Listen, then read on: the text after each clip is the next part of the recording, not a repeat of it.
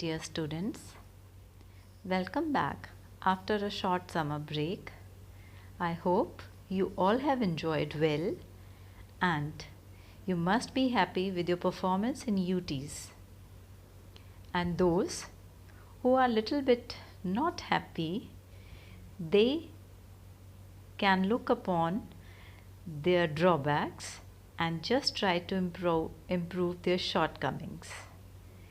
And we together will overcome those shortcomings.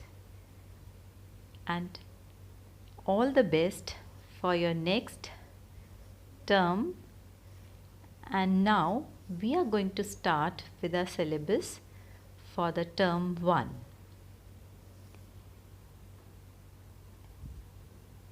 I hope during the summer break you have got your activities.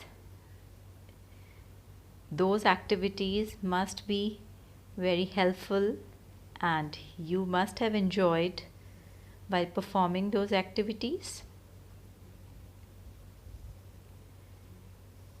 Now back to studies. If you remember, the last class we have finished with our chapter number 7. That chapter was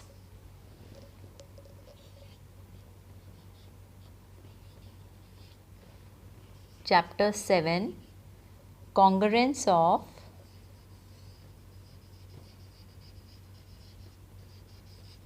Triangles.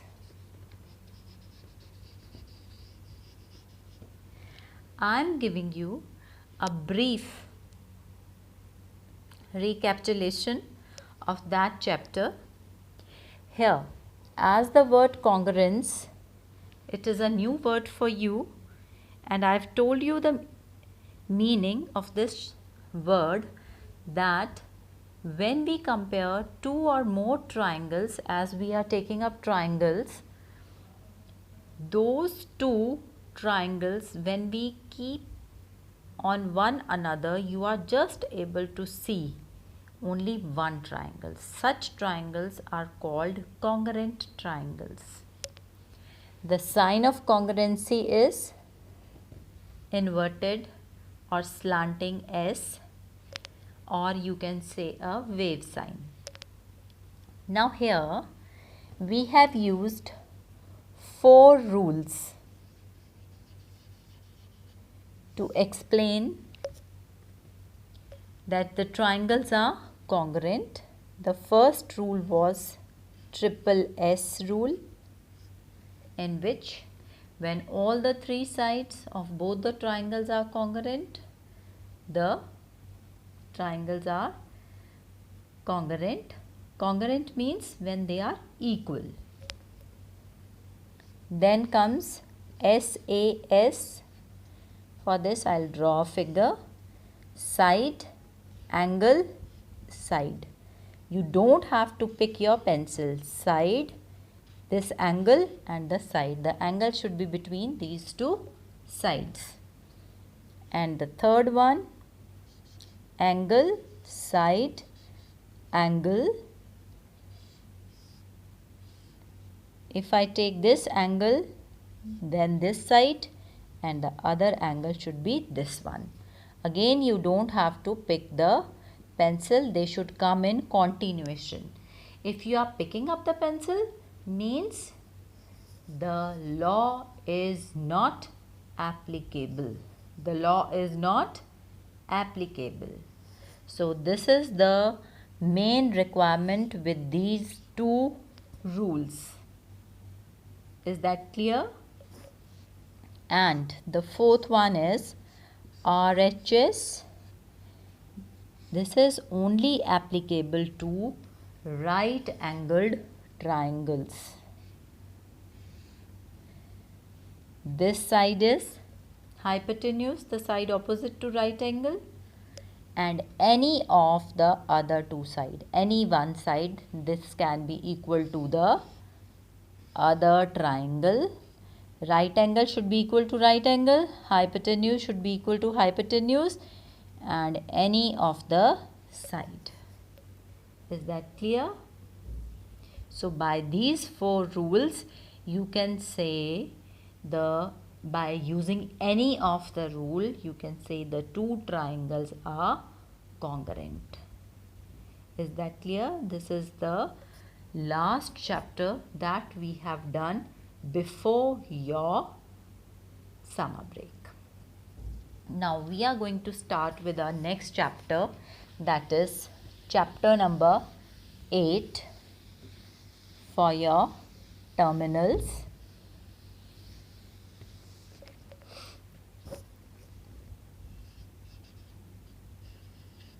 That is comparing quantities.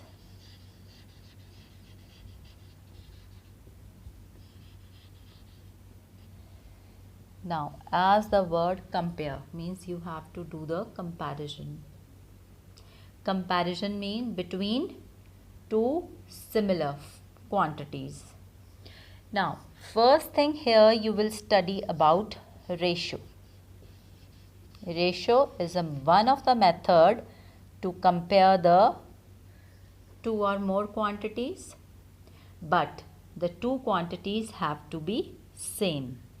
Same means the comparison will be there between the both of the quantities should be of length. Either it can be of weight, it can be of number.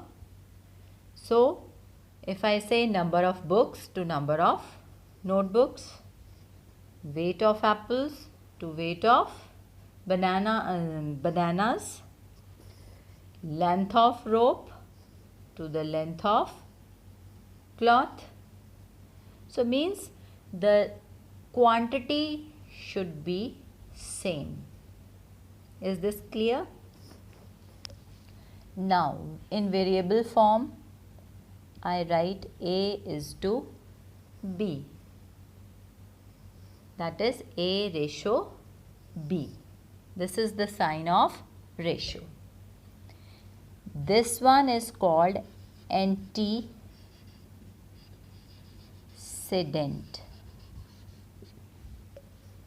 The first one which is written before the sign of ratio is called antecedent, and the one which is written after or on the left hand side is consequent. And you can write the ratio in the form of fraction as A upon B also, where A, the numerator, is going to be the antecedent and B is the denominator, will be the consequent. Is this clear? And both the quantities, if antecedent is meter, consequent should also be in meter. If it is grams, this should also be in grams. Suppose if this is meter and this is centimeter, then you have to make them equal. Otherwise you cannot solve the question. Is this clear? Without making them same, you cannot solve it. The units have to be equal. Meter and meter, centimeter and centimeter of antecedent and consequent. This you always have to keep in mind. Without this you cannot solve it. Now writing the simplest form.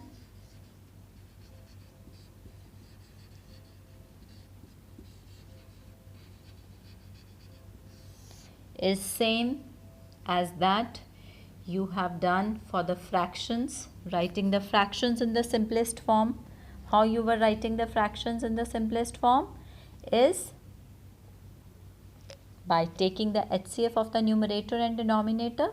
So here also, suppose I give you 20 is to 30. This is your ratio. Write it in the simplest form.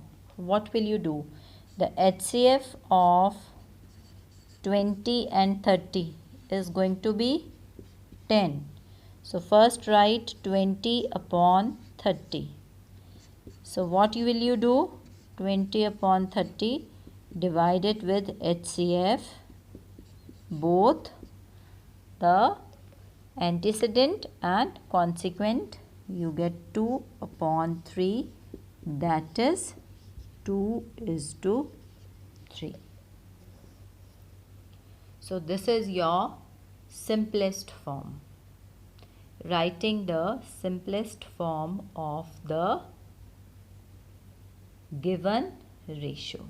First convert them into fraction and then find the HCF of both the numerator and denominator and then divide each of them with the HCF and then you will get the simplest form and then write it in the ratio form.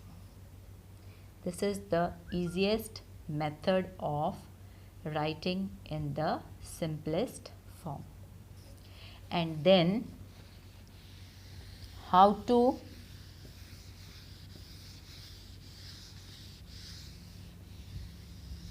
find the ratio. If I give you find the ratio of 50 gram to 5 milligram. Now read the question carefully, that is very important every time. Here when you read it, this unit is gram and this is milligram. So first convert this into milligrams.